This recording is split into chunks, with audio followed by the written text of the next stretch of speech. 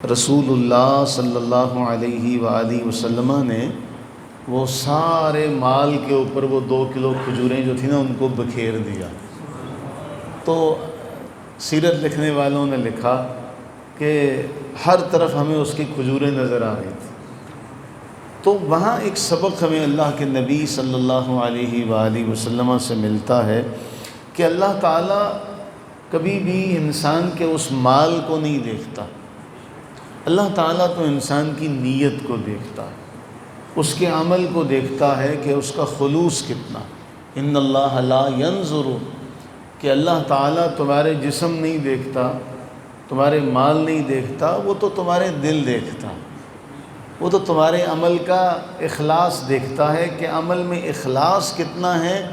اس اخلاص کی بنیاد پر اس کی بارگاہ میں اجر ملتا ہے۔ کبھی مال کی زیادتی کو وہ نہیں دیکھتا کہ زیادہ ہوگا تو اس کی بارگاہ میں اجر زیادہ ہوگا، ایسا معاملہ نہیں۔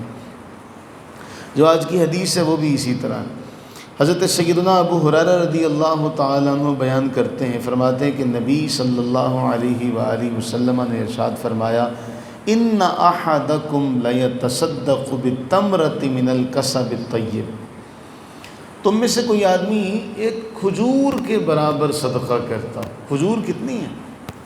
اور عرب میں جہاں کھجور کی کثرت پائی جاتی ہے، بکثرت کھجور پائی جاتی، وہاں تو عام ہے، آج بھی وہاں کھجوریں عام ہیں۔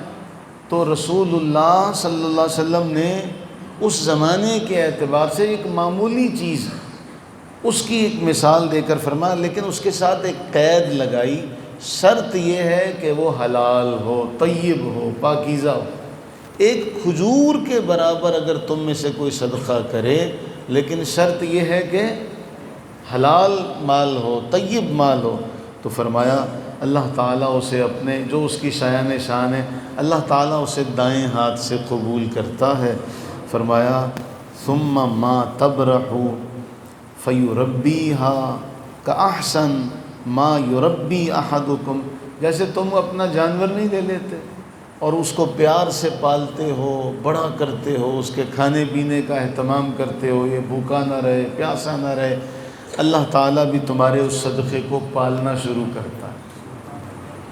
کمال نہیں ہے کہ اللہ تعالیٰ تمہارے وہ جو ایک کھجور تم نے اس کے برابر صدقہ کیا ہوتا، اللہ اس کو پالتا ہے، بڑا کرتا ہے، بڑا کرتا ہے۔ فرمایا حتیٰ تکون مثل الجبل او اعظم من الجبل، یہاں تک کہ وہ تمہاری ایک کھجور اللہ اسے اتنا زیادہ کر دیتا ہے، اتنا زیادہ کر دیتا ہے، اجر کی جب بات آتی ہے تو اللہ تعالیٰ اسے پہاڑ کے برابر کر دیتا ہے۔ یہاں ختم نہیں کیا فرمایا، بلکہ پہاڑ سے بھی زیادہ بڑا کر دیتا ہے۔ اور پہاڑ دیکھیں کتنے بڑے بڑے ہوتے ہیں، کئی کلومیٹر کے اوپر ایک پہاڑ جو ہے وہ پھیلا ہوتا ہے۔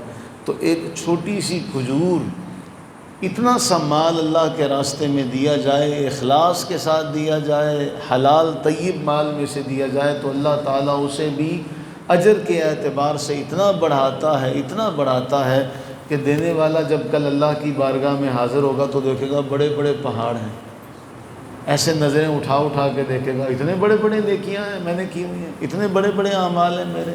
تو یہ اللہ تعالیٰ جل وعلا کی شان ہے۔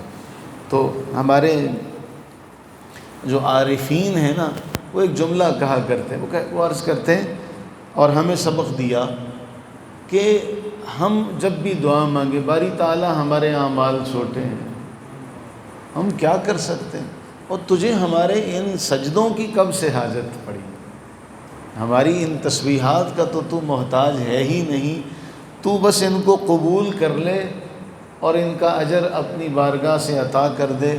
تو کہتے ہیں کہ پھر دیکھنا جب اس دنیا سے چلے جاؤ گے تو تمہیں ان سجدوں کا کتنا اجر ملے گا۔ جو رب ایک کھجور جتنا صدقہ کرنے پر اتنا اجر زیادہ کر دے کہ ایک کھجور پہاڑ جتنی ہو جائے، بلکہ پہاڑ سے بھی زیادہ بڑی ہو جائے، تو سجدے کا ثواب کتنا ہوگا، اس کی بارگاہ میں تسبیح کا ثواب کتنا ہوگا، اس کو یاد کرنے کا، اس کو پکارنے کا ثواب کتنا ہوگا۔ اللہ تعالیٰ سے دعا فرمائیں کہ اللہ تعالیٰ ہمیں یہ نیکیاں بکثرت کرنے کی توفیق عطا فرمائے، اور اللہ تعالیٰ ہمیں یہ نیکیاں کرتے ہوئے اخلاص کی دولت نصیب فرمائے۔ آمین ثم آمین۔